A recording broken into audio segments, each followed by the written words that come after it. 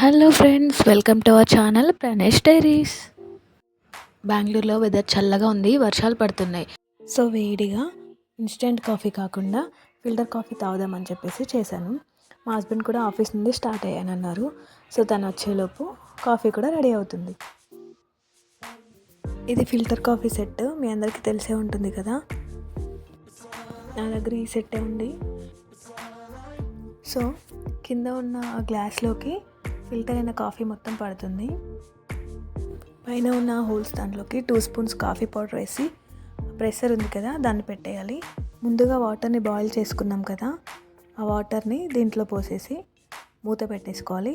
15 నుంచి 20 నిమిషాల పాటు పక్కన పెట్టేసుకుంటే మనకి ఫిల్టర్ కాఫీ రెడీ అవుతుంది.